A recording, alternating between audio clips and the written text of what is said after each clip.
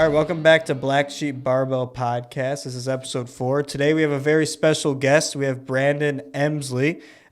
He is the owner of Pure Aesthetics, which is his online fitness coaching business. He is located in Edmonton, Canada. Welcome to the show, Brandon. Welcome, man. Yeah, thanks for having me on, guys. Yeah.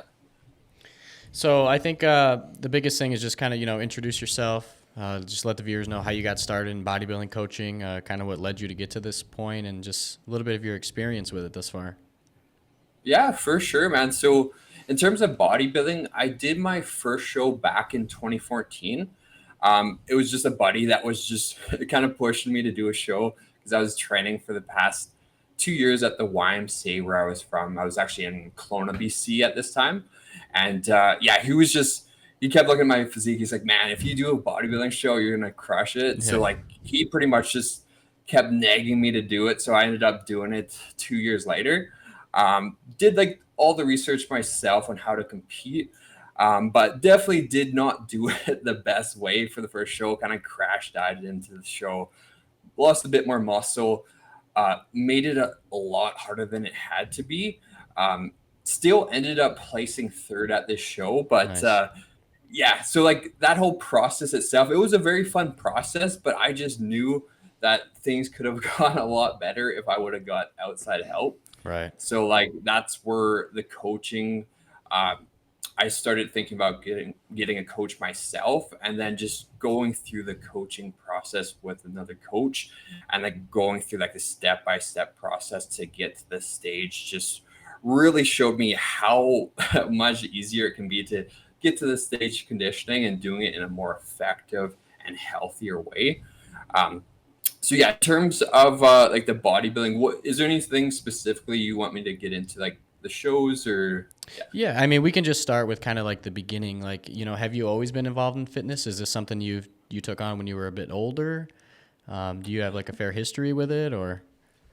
Yeah, so fitness has kind of been in my life for like since I was as young as like 8 years old. Like I was snowboarding, I was doing mountain biking, I was doing a bunch of different sports in like in elementary school and middle school and stuff like that.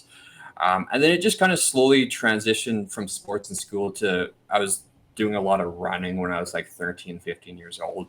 I actually grew up where there's a gravel pit. My parents owned a gravel pit. So I literally would just run around the gravel pit, Nice. trying to go as fast as I can, try to build up my endurance, Yeah. thinking I was going to get jacked doing that, which, as you guys probably know, yeah, running is definitely not the best for Oh, trying yeah. to pack on all the muscle. So yeah, I was doing that, and then I ended up moving to Kelowna, BC. So I originally grew up in Sparwood, BC. It's just a very small town. There's only like 5,000 people there. Mhm. So I ended up moving from there to Kelowna, BC. And yeah, so started playing basketball in high school. We did some workouts and stuff through there. And just through that, I started liking the workout process. Also did like MMA and stuff like that. So Oh, there's just a nice. bunch of kind of different sports leading up to it. Yeah. Um, and then I kind of just fell more so in love with working out rather than doing MMA or rather than doing all these team sports. I more so like that individualness of it, Yeah. how like the outcome was based off of myself and pretty much nobody else. So I liked having that control. Uh, but that, yeah, pretty much when that buddy of mine kept nagging me to compete, that's kind of the thing that triggered me to take that initial step to do a bodybuilding show. Gotcha. That seems like it's a pretty common trend too. It seems like you were an active child, just kind of setting up that good baseline to get into the fitness realm of things. And I feel like me personally, that's a common trend I've seen with kids that were very active in sports and whatnot. It's like when they make that transition into lifting, one, they already have a good baseline, they've been pretty active, and they just kind of fall in love with the lifting aspect of things. And I've always seen kind of like a trend where they'll shift over to that, and they're pretty successful in the fitness realm. When did you start coaching actually into your lifting journey? How long were you lifting before that? And then when did that start? Yeah, so I started lifting when I was in grade 11, I guess. Okay. So I would have been around 16, 17 years old. And I was lifting for about 5 years before I started getting into that coaching aspect. I actually like went to school for sciences first, thinking I was going to get a career, like transfer into engineering, go down that route. But I freaking like just couldn't stand the schooling for that. Yeah. Marks weren't the greatest. So I'm like, okay, dropped out of that. And then I just got really into the bodybuilding thing. So I'm like, hey, why don't I just like be like a personal trainer? Why don't I get a degree in like kinesiology? So that's where I kind of transitioned over into that. So did my degree. I was working actually as a personal trainer while I was getting my kinesiology degree. Yes. And then I was actually coaching some bodybuilding clients while I was going through that as well, and like applying what I was learning from school. So yeah, it worked out really well. And in total, I've been an online fitness coach for about 6 years. Nice. Did Oh, in-person wow. coaching for like 5. Yeah. What program did you use to get your certification to train people? It was CSEP. So it CSEP, was okay. through the kinesiology program. Oh, okay. You could get your cert after like 2 years of being in it. Oh, okay. Nice. Nice. I have some similar experience. I've never really, dived into coaching too much. I do have my personal training certification through ISSA. Okay, yeah. Prior to the job that I have now, my career position, when I was going through college, I was working as a personal trainer at a gym. Sweet. And I got my ISSA personal certification, and it is definitely cool seeing opportunities that come with that, and just 100 being able to train people and whatnot is a good experience. 100%, man. And I find with that as well, like a lot of people go through like these kind of programs like kinesiology and stuff like that, and they don't even start training people till after the program's over. Right. And then a lot of these guys don't really know the practicality of it when it comes to going into the gym. So I was very lucky to be able to, yeah, do it while I was going to school as well, and just kind of really use what I'm actually learning in school. Right? Yeah, that's awesome. So we want you to advertise your company. It is a Pure Aesthetics, correct? So is this Yeah. something that were you coaching for a little bit and then decided you wanted to start your own company, or did you just do it immediately as soon as you started coaching? So it's a bit of a long story, but yeah, it was pretty much I was working as a personal trainer. Uh, Loved the in-person stuff, but it just got quite draining over time. Like I Yeah. was working with like 6 to 8 people per day, like 5 days a week. And at the time for the business I was working for, like wasn't really getting paid that much. So like to make like what I need to live, like you kind of need to be having a job that you can make a bit more money than like just a personal trainer. Like you can when you work for yourself as a personal trainer, obviously you can make quite a bit more money. But if you're Right. working for somebody, it's a little tough financially. So that's where I kind of slowly started transitioning to the online coaching. Mm. Actually got like a mentorship, went through a mentorship program, and after like 4 months of that, went full time online. So like just building up the skills and like how to go about getting clients and stuff through social media. Right. Nice. Yeah. So would you like to talk a little bit like about your clients, like some of your biggest success stories with some of your clients, just kind of their history and what you've helped people achieve in this process? Yeah, for sure, man. So like most of the people I work with are actually like natural bodybuilders. Okay. Okay. When I first started off, I was doing more so lifestyle clients, and then I slowly transitioned to bodybuilders. But yeah, literally the first bodybuilding or men's physique client I got his pro card in the WNBF, Hmm. Donald, and then the second guy uh, I got as a client also got his pro card in men's physique. So like I started off like I was quite surprised how well it started off with getting the first 2 clients getting pro cards. I got another guy in men's physique pro card last year as well. He's going to be doing a pro show this year. So it's been very cool to be able to help these guys to stage, because one of the biggest reasons I got into like the coaching bodybuilding is because I saw a lot of bad coaches out there. Yeah. I've seen a lot of people go through the bodybuilding prep and never want to compete again. I've seen people literally get coached to the stage with like a 8 week prep, just Hmm. crash dieting to the show, cutting water, loading potassium. There was even this one guy who literally didn't even make it on stage. Like he went through like this 10-week prep, I think. But his coach got him to cut water like 2 or 3 days out, loaded up on potassium. He was having major cramps. He literally wasn't even able to make it out on stage when they called everybody because he was just so dizzy and Yeah. like cramping up and stuff. So like after seeing shit like that, like that's what kind of made me okay. Like I want to do this right. Like I want to make sure I have the net education for it. Like I know what bodybuilding can do for people. It's just like any sport you do. Like when you're pushing those limits, it's you just figure out a lot about yourself, and if you can do it in a healthy way, and you can like because bodybuilding you can do for the rest of your life, especially naturally. So I just want people to experience what I've kind of experienced through bodybuilding and be able to do it for a long period of time. So that's one of like the biggest drivers that kind of pushed me to work with bodybuilding clients. Absolutely, man. What was one of your most recent success stories? Because I just saw you post something on your story, one of your guys with the medal on. Yeah. So Sheldon, he just did a show. He just did the Vancouver Naturals, the CPA one.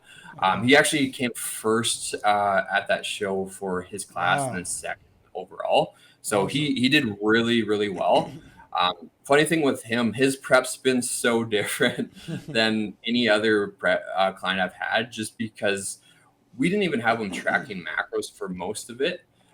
We were literally having him doing more of an intuitive eating approach all the way to like 1 month out before the show, just because for him, like every client's going to be a little bit different, but for him, tracking macros just created a lot of stress. Like some people, especially that have like OCD, or like maybe they're not diagnosed with OCD, but like they're kind of on that spectrum. Yeah. When it comes to tracking, trying to be perfect with things, it can oftentimes create more stress. So with him, we kind of try to pull as much stress away when it comes to like the nutrition side. And yeah, it seemed to work really well for him. Nice. Oh, wow. Good. Well, congrats on that. That's awesome. Thanks. Yeah, Thanks. I might have to hit you up, man. So my next question for you was going to be like, kind of, has it always been bodybuilding for you? Because I know Ethan and I have more so, are in the like powerlifting realm of things. Has it always been like bodybuilding is your passion? Have you ever tried anything else? Any other training styles? So I used to do like power building. So Okay, me too. Yeah. I don't know if you guys know like Matt Ogus. He had like a 753 program. I think it was kind of similar to another powerlifting style program. Yeah. But yeah, so I was doing that style of training with like the big three deadlifts, bench, squats. And I really liked that training when I started off. And then I slowly tapered more to be more specific to bodybuilding. Yeah. Just because I just had some nagging joint pain with my knee, Right. with my shoulders and stuff with bench. So I found just transitioning away. But in terms of like competing in other things, like just things in like basic stuff in high school and stuff like that, nothing really major. Like I never really did a powerlifting show. It was always kind of on the back of my mind. Like after one of my bodybuilding preps, I was thinking about transitioning to it, but I actually like tweaked my knee and I had patellar tendonitis for like 8 months after that. So I was just like, yeah, maybe I'm just gonna stick to the bodybuilding thing for a while. So I don't know how true it is. I don't know if you know anything about this. I've heard, I think it was with Ronnie Coleman used to do this, and I believe some other bodybuilders that would actually dive into doing powerlifting in the off season. I don't know if you've ever heard that, but I heard some stories with bodybuilders, like in the off season, they'd kind of dive into doing powerlifting style training. Yeah. I've like, I got coached by Jeff Alberts from Team 3DMJ. I don't know if you guys are familiar with him. Yeah. But a lot of the guys from Team 3DMJ, they're very science-based, and they were really about like the like doing multi-sports, so powerlifting and bodybuilding and strongman, and doing a lot of all these different sports. And like it's very cool to see like some of the powerlifters, because some of their quads and shit are just massive, like they just have so much density. So I do think there's probably something there when it comes to just overall muscle, like just like that dense look when it comes to some of those compounds. But even like I'm trying to think of anybody I know that does specifically trains powerlifting style, but I feel like over time it's kind of transitioned a little bit away from that kind of power building, but Right. I still like there's still some people I see do it. Right. Does your with your clientele, like with your clients, is it usually pretty similar the way you train them, or is it always different depending on who it is? So it's always different depending on who it is, because like the first thing I always look at is like what do these people really enjoy? Like how do they really enjoy training? Like I Mm-hmm. have a client that really likes to bench, Okay. and like so I pretty much always have that in the program, like no matter what for him. But like like I find everybody's gonna be a little bit different. Some people I know just love high rep training. Like with building muscle, you can build it in a wide variety of rep ranges, like Yeah. 5 to 30, right? So for some people that just really enjoy the high rep stuff, I'll program more high rep stuff for them. Okay. For movements, like some people, yeah, are going to be built different. If you have like a really short torso with long femurs, doing like back squats for your quads is probably not going to be like the most optimal movement. So trying to periodize that program and find movements that are going to really fit that individual. So that's what I really try to focus on, and try to optimize it to their lifestyle, to what they enjoy, and like based off of those things, try to make it as optimal as possible. Right. Okay. Which is super important too. You know, it's good that you're willing to take in like the client's considerations and everything like that, and just kind of make sure they're comfortable with the process, because, you know, it can be an uncomfortable process for a lot of people, you know, especially if it's somebody's like first time with an actual coach and it's something completely new to them. So I do think that's awesome. You know, you kind of take in their consideration. If there's a movement they like, you're going to keep it in there and everything. And I think that just helps build trust with your coach, you know, the trust between the coach and client. Yeah, and I always find like that, like autonomy, like making your client feel like they have some control really helps with the process. Because some people, like I know some clients of mine, like just love being told what to do and they don't give a shit what it is. Yeah. They just want to do what you say. Yeah. And then I have other clients that are on the other end of the spectrum where they like having a lot of the stuff they do, Yeah. and like just trying to tweak things to make them a little bit more optimal. But yeah, it's a balancing act for sure. Like I find newer people, you kind of have to take a little bit more control. When people are a bit more advanced, you can kind of give a little bit more wiggle room, since they kind of know how their body's going to respond to things. They've done a lot of things in the past, and yeah, just kind of trying to find what's going to work best for them. Obviously, you know, there's both ends. There's positivity when it comes to the coaching, but what are like some stressors and things that you found with this particular field, you know, coaching people and whatnot? Yeah, specifically with the bodybuilding, it's just keeping people in the right headspace. I don't know if you guys have ever gotten to like under 10% body fat, but So I don't think so. I don't think so. no, okay, I don't know. yeah, I haven't really looked, but I don't think so. yeah. Once you start getting into these really low body fat levels, a lot of different symptoms are going to start appearing. Like a lot of times, like I can kind of tell how lean somebody is based on how they're responding, how their food focus is, what they're kind of focused on. Yeah. So like, yeah, with a lot of people, it's just keeping them in a good headspace. Like when you're getting super lean, you overthink everything. You're a bit more irritable, making sure that their family life is good rather than just solely focusing on prep. Because what I've experienced myself, what I've experienced through coaches and mentorships is like if everything else around you is going well, prep's gonna go well. Mm-hmm. If you're if everything else around you is going to shit, your prep's probably not going to be going well. You're going to be Yeah. super stressed. Sleep's not going to be great. So yeah, just keeping people in a good headspace, making sure that they still have some balance, even though we obviously with prepping for a bodybuilding show, you're going to have to be a lot more restrictive than some lifestyle client that's just looking to lose like 20 pounds or something like that. Right. So it's just trying to find that balance with them and ensure that, yeah, they're mentally there and like finding their breaking points. So like with bodybuilding, like no matter how tough somebody thinks they are, there's going to be a point where you're going to break, like either mentally or like fall off your plan nutrition wise. So just finding where that is with your athlete is like huge. I find that's the biggest thing, just understanding what that person is going through, like mentally, the hunger levels, their energy levels, like if they're really feel like they're gonna just binge out on food. So seeing where they are, Yeah. definitely is a huge thing for coaching like bodybuilding prep clients. Just because like our viewers just range from, different experiences and backgrounds, what would be your advice to somebody that's just starting and is potentially looking into investing in a coach for the first time? I would say definitely do your research with that coach. Like you want to make sure that first of all, you're going to kind of resonate with them. If you hop on a call and you're getting good vibes and shit like that, like that's a really good sign too, because you got to be able to connect with your coach. But just like make sure that they're educated. Like nowadays, with the online space being quite saturated for online fitness coaches, there's a lot of people out there that aren't really qualified, that don't really know much. There's a lot of people out there that competed for the first time and like, think they're a coach now just because they. So you gotta be careful with that. Like make sure the person that you're going for has that education, and has the knowledge and has like some testimonials or has some like proof that they've done some good work. Right. So I would say those are probably the main things that you want to look for. Yeah, for sure. Just kind of finding that established credibility.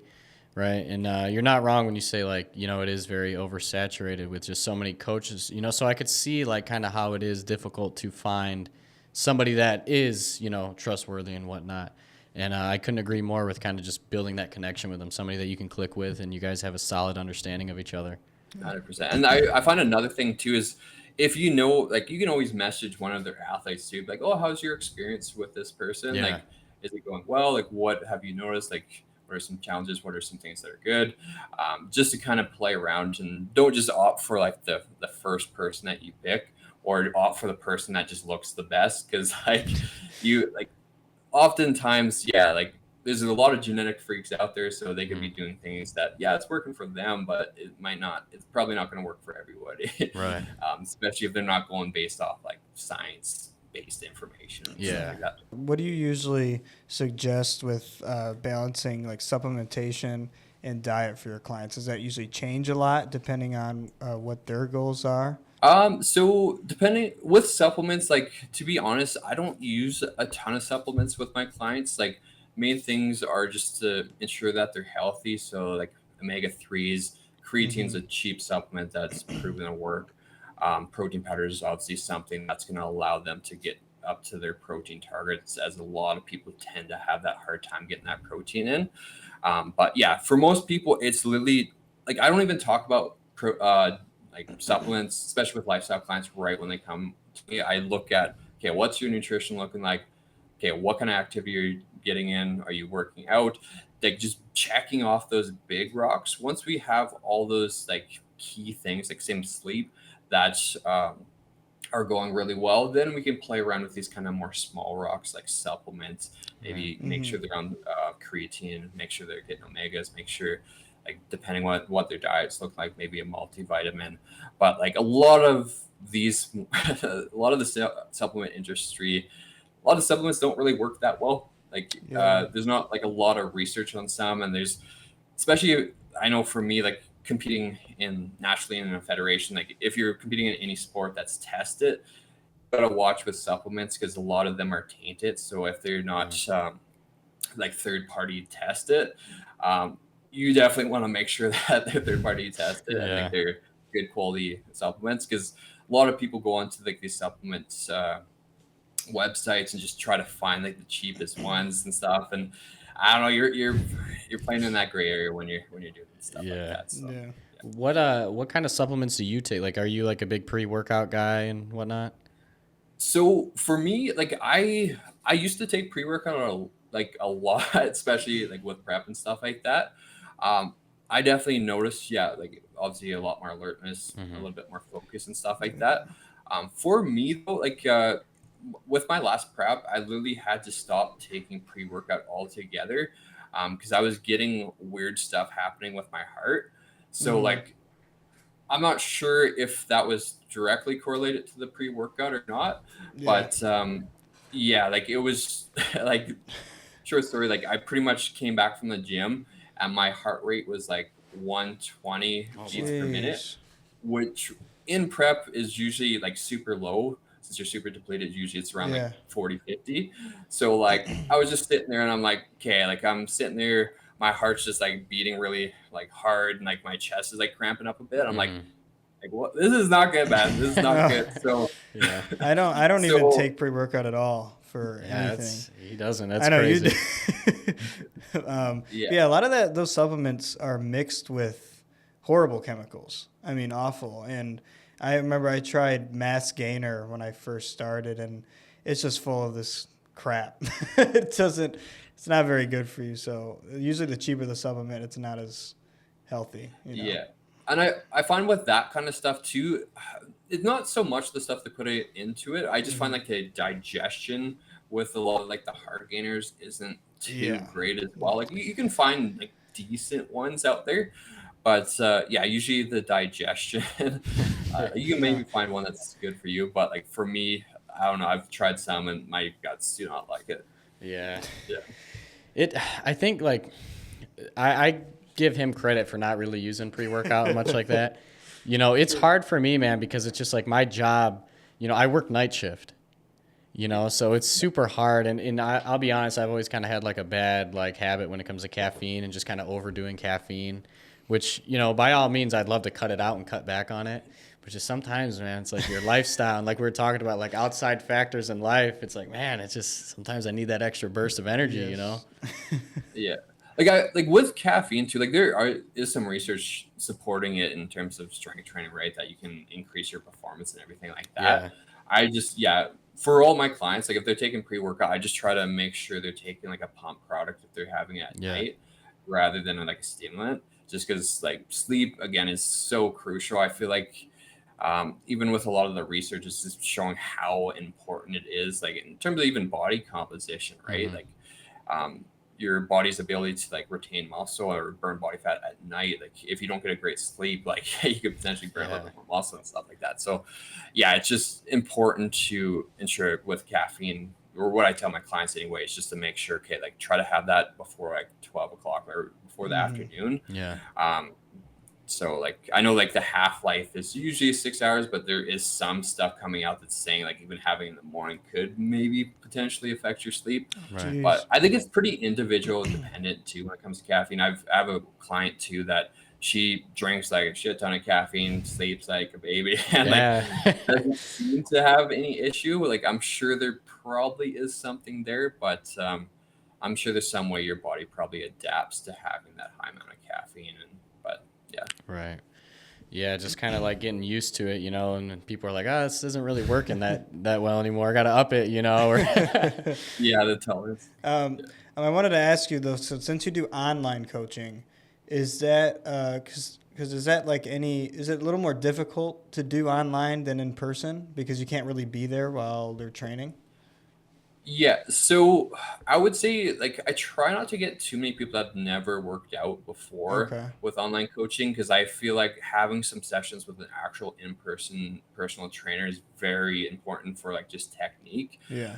Because like with the guys that come to me that haven't really worked out before, I really try to pry on getting form videos from them to ensure that I can see how things are moving, what the tempo is like, the range of motion, especially for any exercises that are giving a little bit of discomfort or something like that.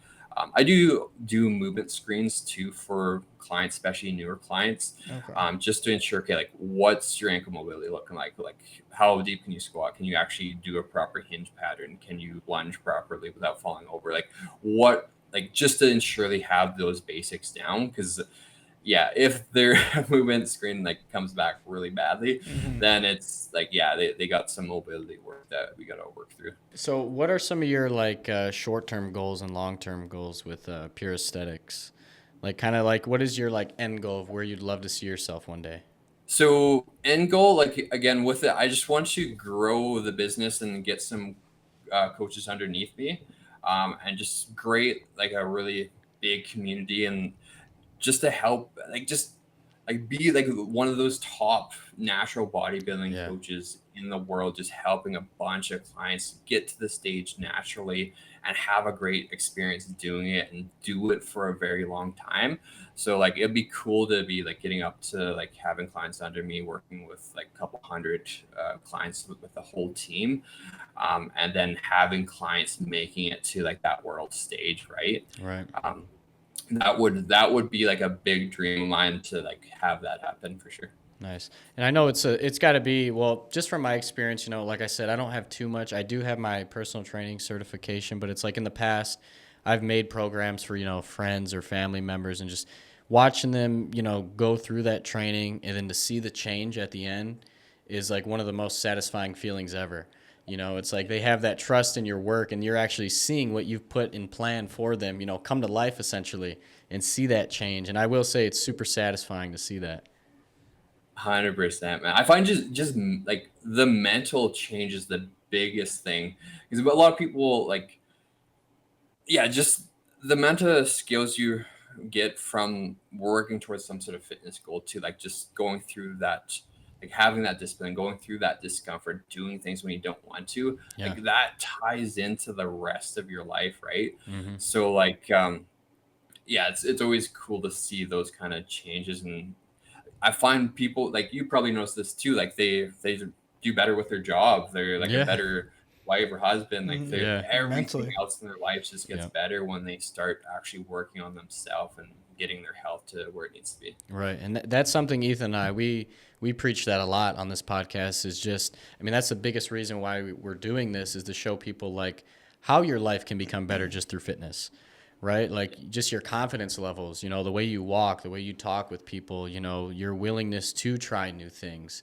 And it's funny how it can just all stem from fitness, right? And changing yourself and working on yourself and just becoming a better person physically and mentally, right? Yeah, and 100%. a lot of people don't realize that how much fitness helps them day to day with everything. Like you just feel better overall. It's always funny, yeah, with like because most of the time people get into it because they just want to like physically look better, Yeah. right? And then like, even if they're not seeing the changes they want to see physically right off the bat, they're like, holy shit, like I have way better energy. I'm playing with my kids more. I'm doing all this stuff. Like I feel way happier. It's like, yeah, like that's the important shit. Like also the physique change is important too. Like it helps with confidence, but like those other things are, I would say, much more important. For sure. Yeah, definitely. And that's something I found with myself. Like just aside from, because like I told you, I'm more so into like the strength training aspect of things. One day I would maybe like to try a bodybuilding show or something like that. I might have to hit you up, man. But it's like just my own personal level of confidence when it comes to like seeing my training in the gym and being stronger, right? Like just that sense of physically being stronger and seeing that progress in my lifts has gave me so much confidence when it comes to other things in life. There's nothing better than pulling like a nice heavy deadlift and just having your whole body. It's just like, that's one thing I do miss feeling. Like I used to do like some heavy conventional deadlifting, and like that's one thing I do miss, kind of going more towards bodybuilding training, is I don't have some of that. Like I might bring it back in one day, but yeah. Right. Is there anybody like in the fitness realm of things or coaches that inspire you, that you look up to and kind of would like to replicate yourself off of? That's a tough one, because I look up to a lot of guys out there. Yeah. Like let's see, like you guys have probably heard of Lane Norton. Yeah. Yes. Yeah. So like he was like the very first person that I kind of got information about on bodybuilding from bodybuilding.com, like the forums and stuff like that. Yeah. So like just to see how much he's grown and like how much impact he's been able to make, like going based off of science and calling out all the BS in the fitness industry. Like he's definitely one of those guys. I don't know if you guys know Eric Helms. He's one of like the coaches, like he's one of the founders of Team 3DMJ as well. But he's another guy that really, like, he's just an overall genuine dude that wants to help people, and just, yeah, like money is something that we need to live, but like it's more if you help enough people, like you're going to get money from that work. If you focus on just the money, oftentimes you neglect actually trying to help people, and you're doing it for the wrong reasons. You won't get enjoyment. You won't do it for a long period of time. So like I love that aspect of like what they do. Um, let's see, Cliff Wilson from like an actual bodybuilding coach. He's helped like hundreds of people get pro cards in natural bodybuilding. Like he's one of probably like the smartest and like the highest level natural bodybuilding coach out there. Mm-hmm. So like, yeah, he's definitely one of the biggest guys I look up to too. Nice, man. What are some of your thoughts on like the change and development when it comes to bodybuilding and fitness in general, as far as like today's aspect compared to back in like, the golden era days and whatnot? It's tough because there is so much information on the internet now that like people are just confused as shit. Like they just yeah, and I like you agree. look at one person says this person, the other person says the exact opposite. One person says, "Oh, don't train like don't do powerlifting for or power building for bodybuilding. Do strictly just bodybuilding, like isolation and stuff." So there's people on all of the different spectrums. So like when you're somebody just getting into the fitness space, it's just really confusing to know what to do now. Yeah. So like that's the kind of, I would say, the bad thing about right now, but that's also a positive that there's a lot of information out there. If you find the right people, like I'm so glad I follow the people I do now, because I definitely wouldn't be where I am right now with my bodybuilding if it wasn't for them. So that's definitely a great thing. Like if you do find the right people with the right information, that's huge. Back then, I feel like it was good in terms of like the Arnold era and stuff like that. Like those guys just lifting weights, doing things for fun, like training really hard. Like I do love that aspect too, because like even for myself, like since I kind of look at a lot of the science, sometimes I get into the weeds too much, and I'm like, yeah, I just gotta pull it back and just train like how I want to train. Like also use some of this stuff, but like don't get too into the weeds with it, because a lot of times people are always chasing that optimal, and like realistically, nobody knows what's optimal. Like there is research suggesting this is maybe better than that, but there's also research when it comes to like volume, like how many sets per muscle group to do per week. Like they show like some people respond way better to like 20 sets, some people respond better to 10 sets. Yeah. So like Everybody's you different. have to play with your own body, right? And see what's gonna work best for you. Cause yeah, Yeah. And that's the exciting part of the journey, right? Is just finding what works. We've talked about before, like this is just a never ending journey of so many different things that you can try, right? Yeah. So many different training styles, different sets, different reps. And it's just like you have constant and endless opportunities to try new things. And, I can see, and obviously like being a newcomer to this realm of things can be super overwhelming with all the information out there. I mean, you watch one video that says this is an ideal movement, and then you find another one that says don't do that. It's like at the end of the day, you're like, well, I just got to go and try something, right? And see what works for me and see what gives me results, And plus, like all those different kind of training styles, it's always good to change over time too to build muscle, because you don't want to do the same thing all the time. You'll just get used to it. So you want to always change it up a little bit to help you progress more. 100%, man. And like the research is constantly changing too. Like what they thought was the best back then, they are now seeing like, oh, other things are better. Like there's some research. I don't know if you guys have seen like the research on like length and partials, but some of the research is suggesting like some movements when you're doing it with just the length and partial portion. So like if you're doing a bicep curl, like the bottom half, that may actually be better than doing like the full range of motion. So like there's just there's a lot of stuff coming out. It's very cool to see, but just not getting too caught up with that and like throwing your usual training out the window, right? And it's hard to not get caught up, I mean, like you're just seeing all this information and it's like, oh man, you're just going deeper and deeper down the rabbit hole and you're like, oh gosh, what do I do? Yeah, because I feel like people just get overwhelmed by so much. Like I even have some clients, especially if they're kind of following a lot of the science-based information, come to me where they're just overwhelmed. Like, oh, this person says to do this, or oh, like maybe I should be doing it this way now. And so they're jumping back between these approaches too quickly, and they're not really giving that approach a chance to see if it's actually going to work. Right. So like, being able to like stick with it for a while and experiment, I find is definitely huge for a lot of people. Right. What are your thoughts on, I've actually been doing it for, I think maybe this upcoming October will be my 6th year. So I don't know if you're too familiar with like Sornex's like Squattober. I don't know if you've heard of it, or their Deadcember. So it's basically this program that's through this company Sornex, or Pen and Paper Strength, and every year they come out in October. You're squatting every day, 5 days Nice. 5 days a week, for the whole entire month, and they program other lifts and stuff too.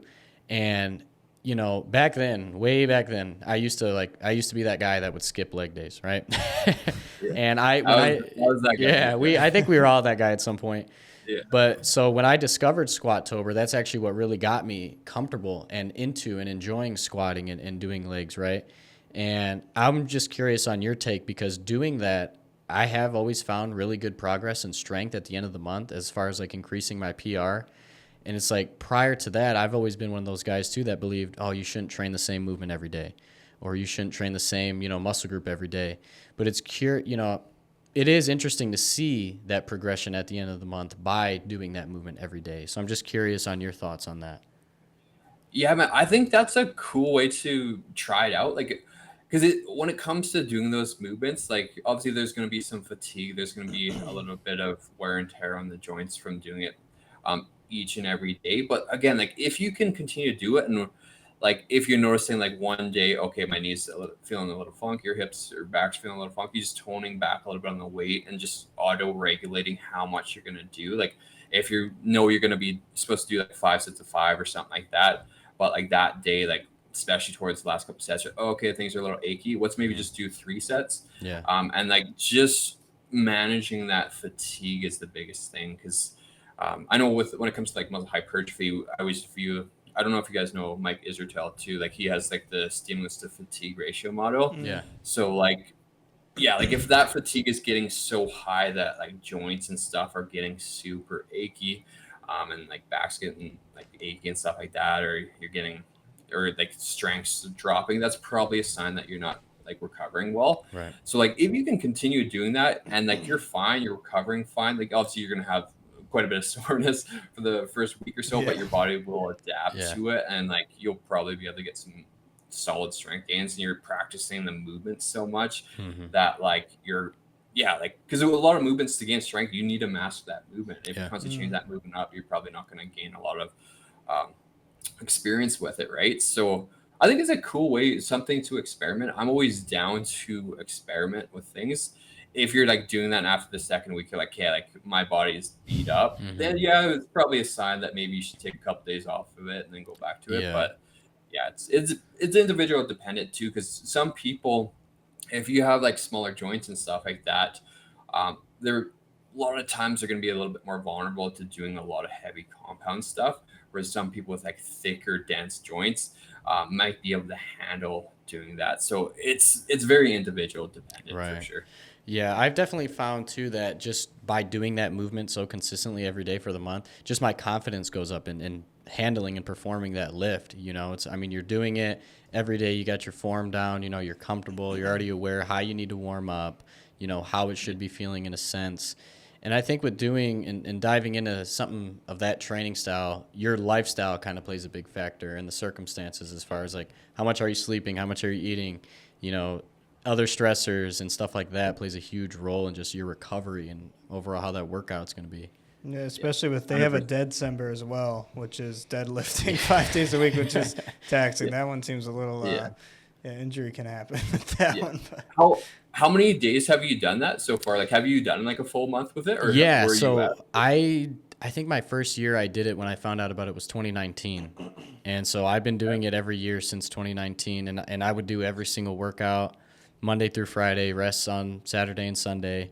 And I've always seen really good progress, so I'm just curious because, prior to me starting that, I always had that philosophy and that mindset, like, oh my gosh, doing the same movement every day. Like, is this even possible?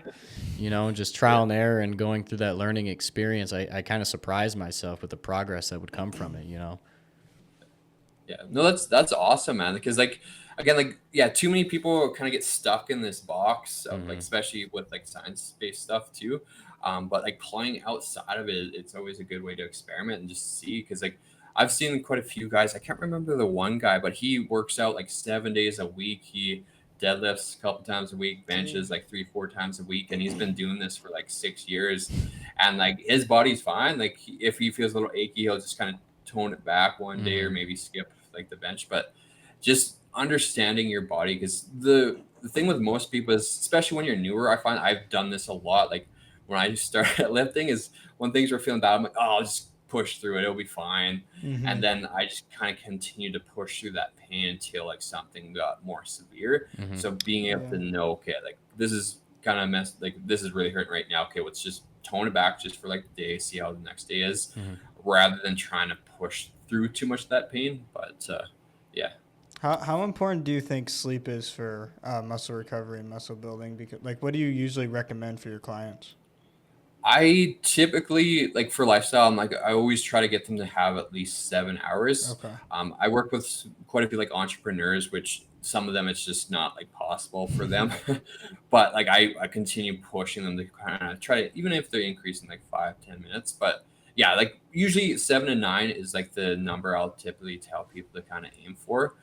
If they're doing like bodybuilding, trying to maximize muscle growth, like see if they can even extend it to 8-9 if they have the freedom of their lifestyle. But yeah, because for me, I still struggle with like getting enough sleep, but I have noticed, because I used to work out super late at night and I used to not get much sleep, and I felt like I would either tweak something or get injured easier if I was not enough sleep.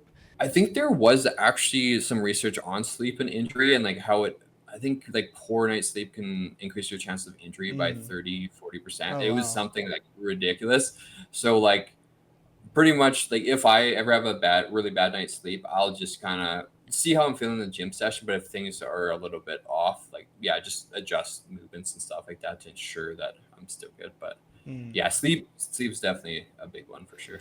Do you ever recommend, or do you have like any recommendations as far as like sleep hygiene goes and just being able to get better sleep? This is something I've always researched and try to find. And, I've played around with, obviously like dark shades, darken out your room. I used to wear the blue blocking glasses prior to sleep. And I'm just curious if you have anything or recommendations.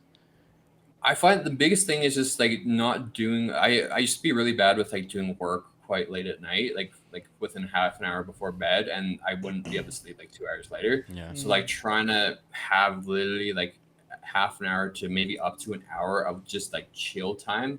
Like if you have like a book, like a chill book you want to read. I know for me, I got into meditation like 5-6 years ago, and that's really helped me just kind of wind down, be able to kind of manage thoughts and stuff, because that's usually a big one for a lot of people. They just have so much stuff going on in their mind that it's hard to wind down, right? Yeah, So definitely. being able to like even meditate before bed or doing something that is like peaceful, like that's gonna wind you down. So Right. like I know some girls like to have like a bath or something before bed.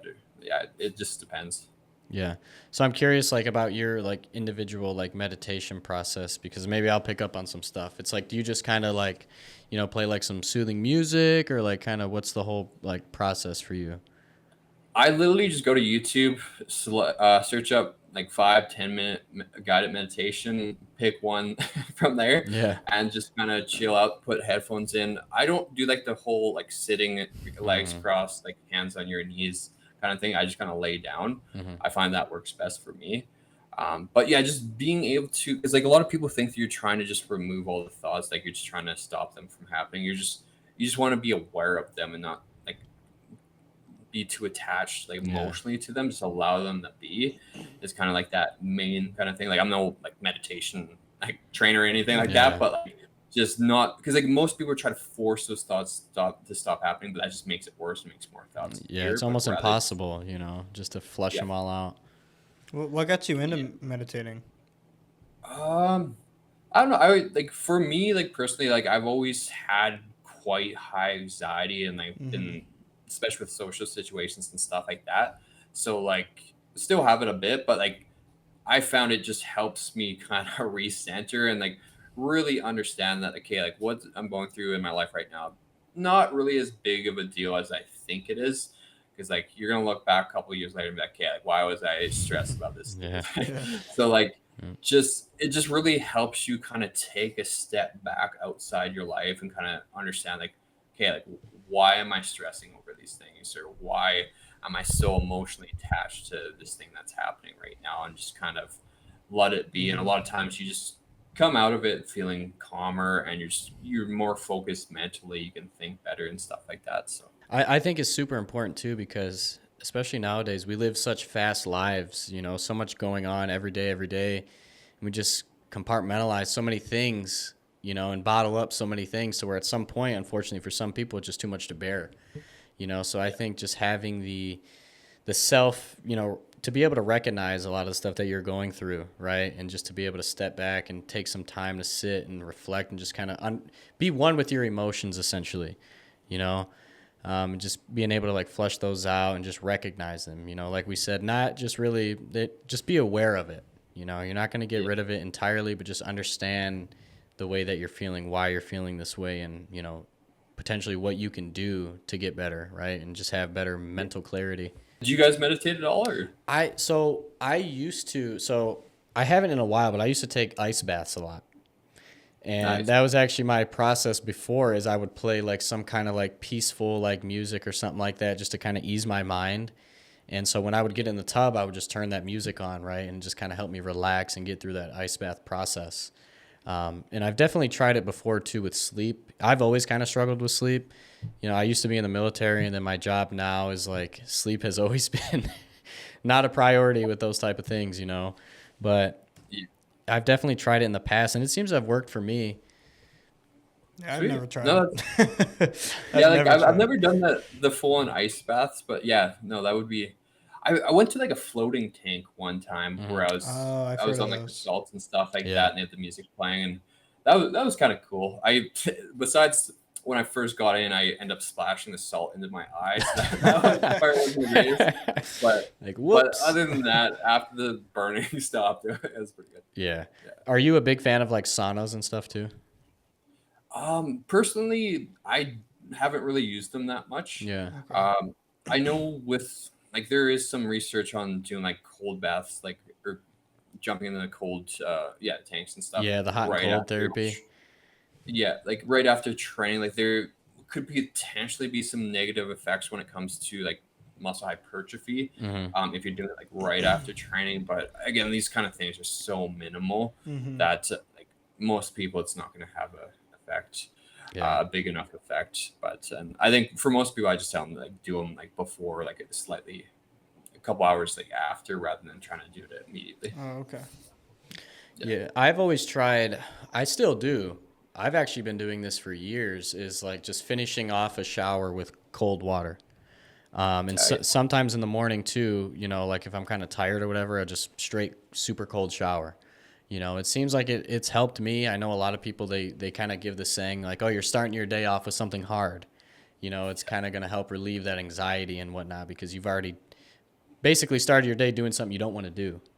Right. So it's going to help you when you go out there and you're talking with people or going through another stressful situation, that you've kind of already introduced yourself to that stress starting off your day.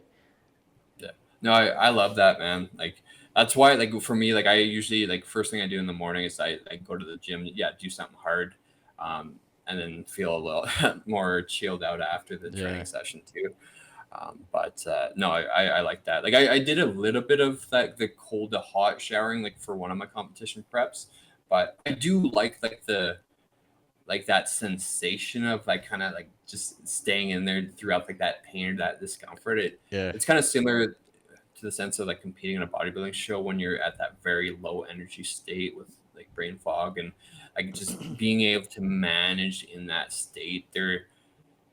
I don't know if you guys are spiritual at all, but like I feel like like when you get into like that extreme discomfort, Mhm. like your brain just kind of goes to a different place. Essentially. Yeah, oh yeah, for sure. That's always been the biggest thing with me when doing that, is it's like, I go in the bathroom, door shut, water's going, it might be winter time, 6 a.m., like cold shower. I'm like, I'm not leaving this bathroom until I get in there and do it.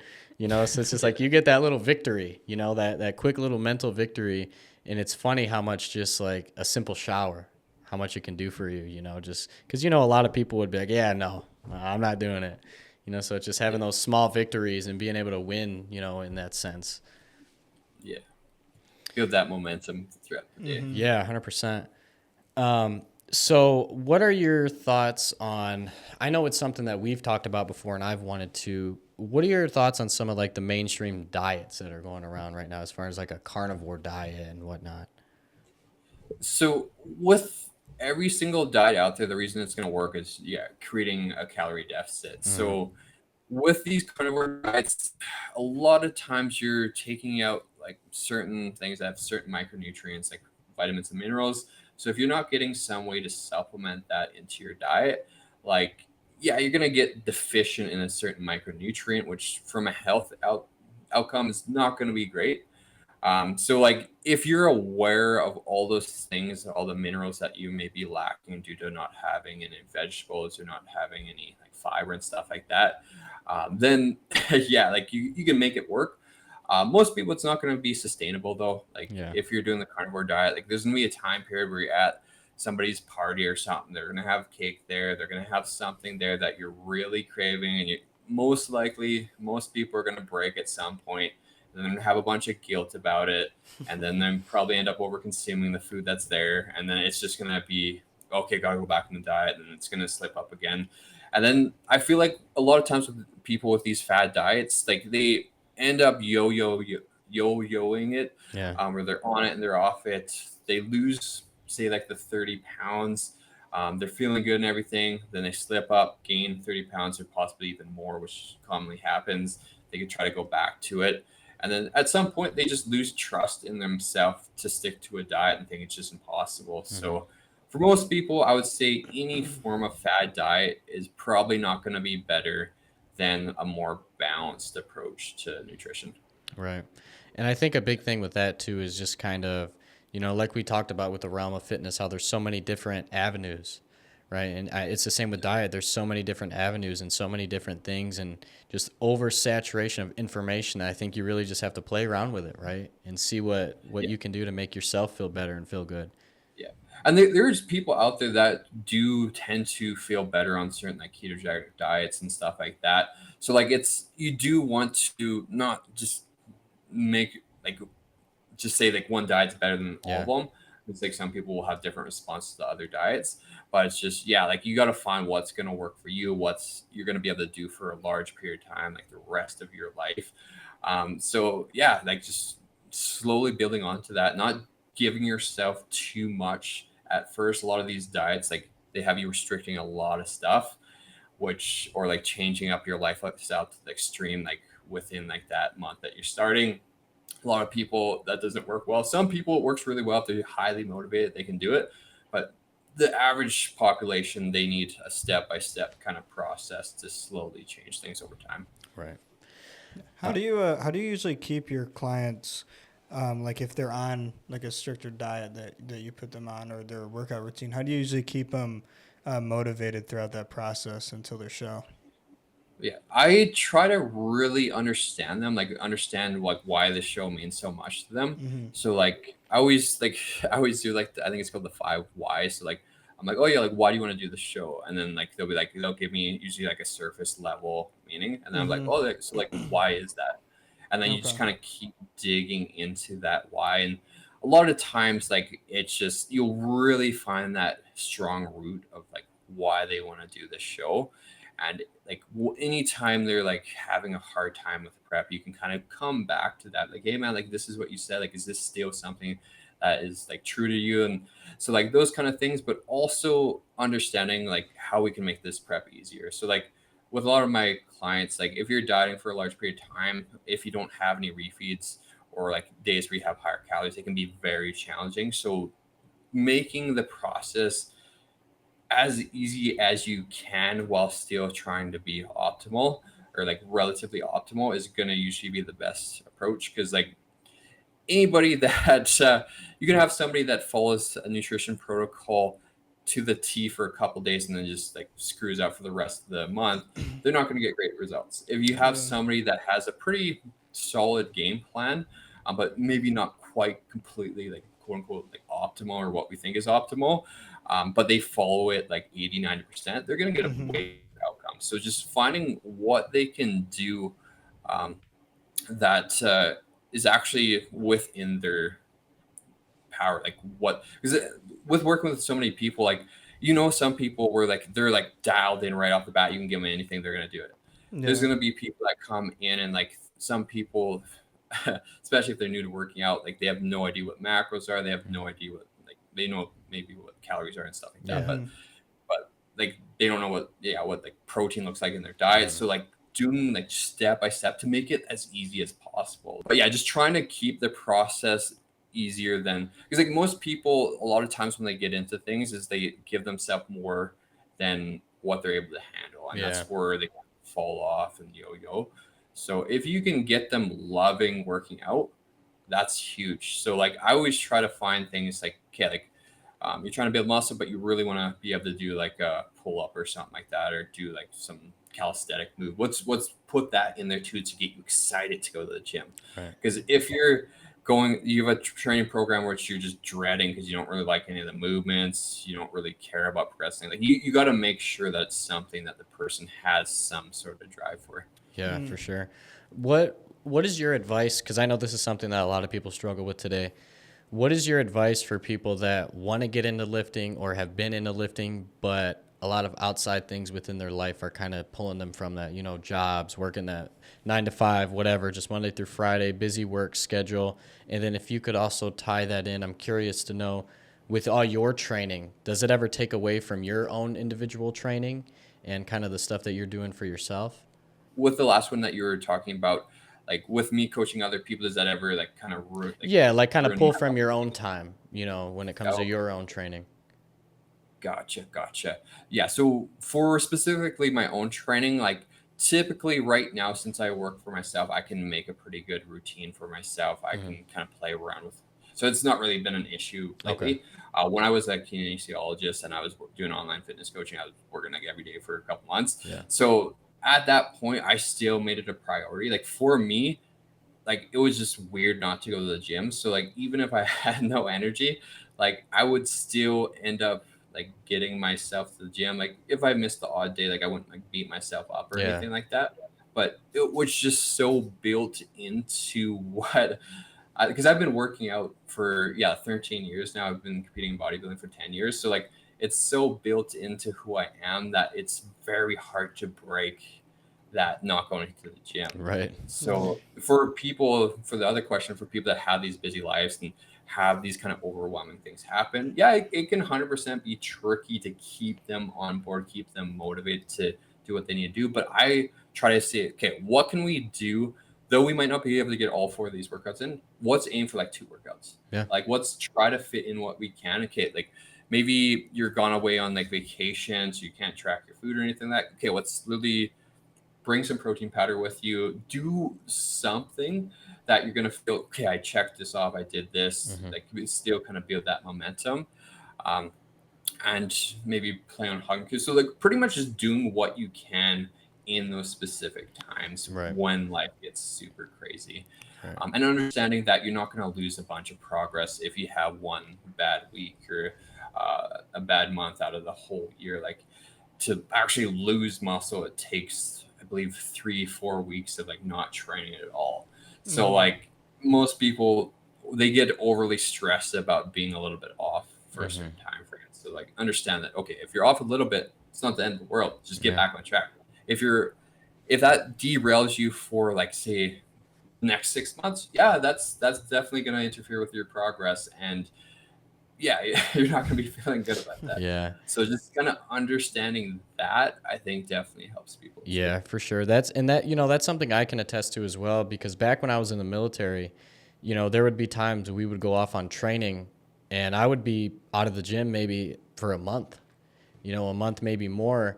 And I would always surprise myself coming back and just seeing that strength more so was still there, and just having that muscle memory of getting back into those movements and getting back in the gym, and it just comes back quick, but I used to always be like paranoid, like, oh my God, I'm going to lose everything. Like my strength's going to be gone. It's going to be a train wreck when I get back. And surprisingly, it never was. Obviously you're hit with that initial soreness, that's going to be pretty extreme for a while because you've been out of the gym for so long. But, after seeing that, I've never really stressed, being out of the gym for a little bit of time because I know it comes back fairly quickly. Yeah.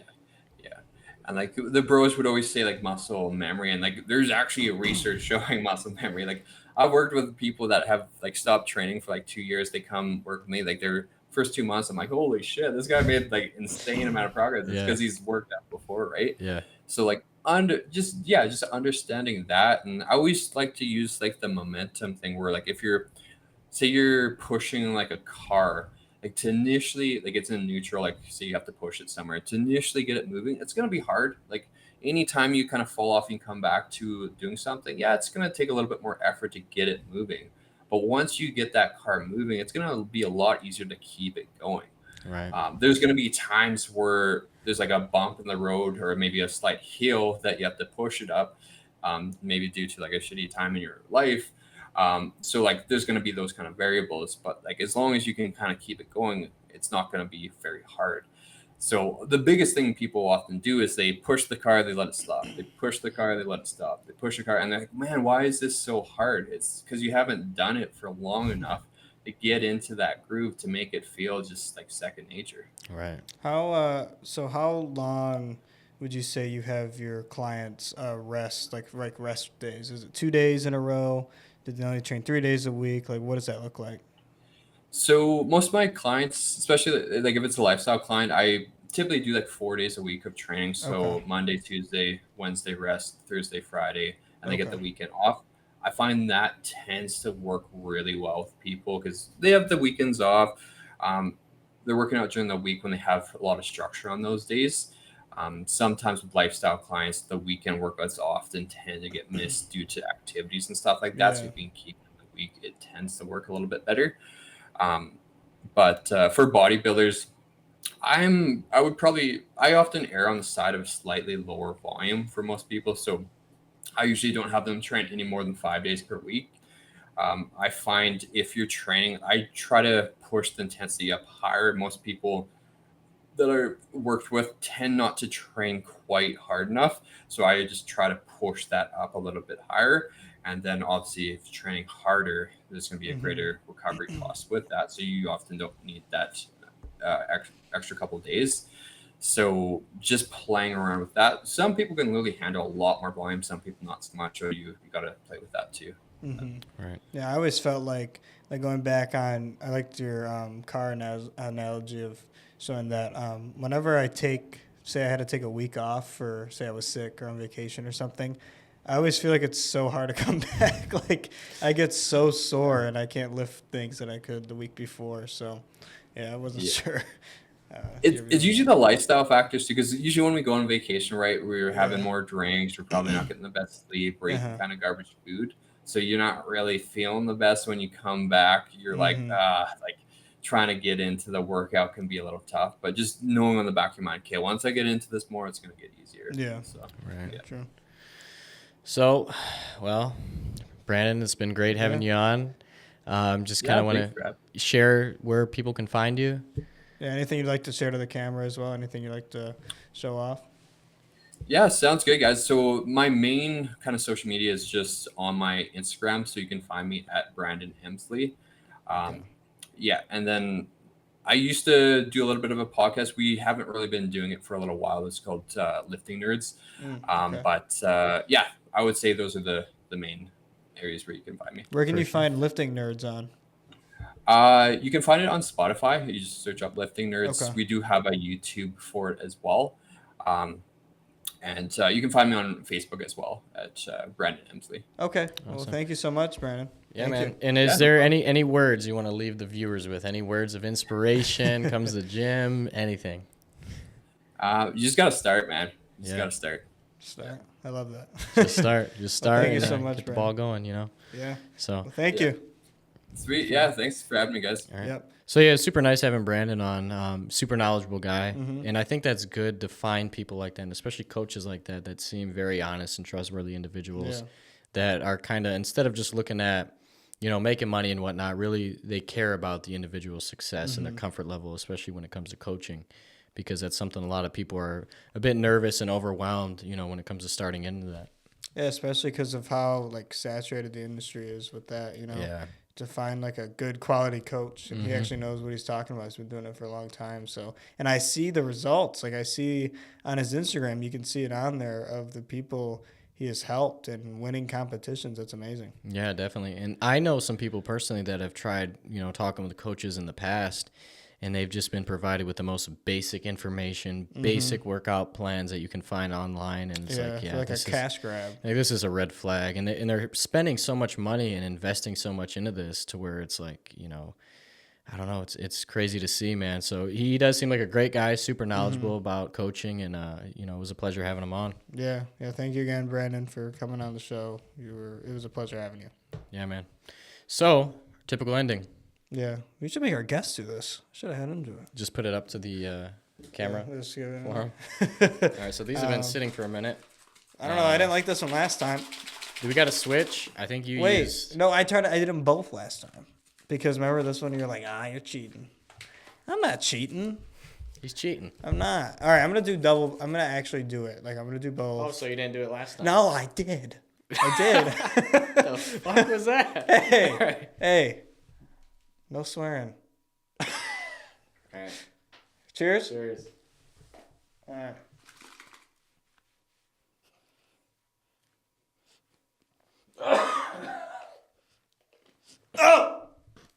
Oh, I got on my hat. Oh, that hit.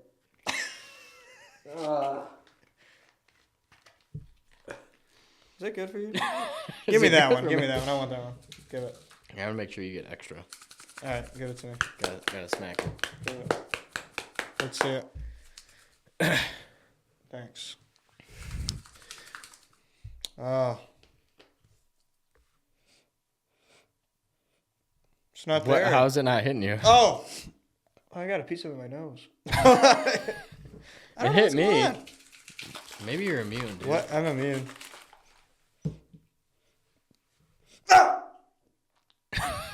Oh. Oh, shit. It's all over my computer. You done fucked up. Whatever. All right, well, Blacksheep Barbell Podcast, episode 4. Ethan is on cleanup duty. He just made a mess. And Brandon, nice having you on again. Yeah, thank you so much. And take care. Take care.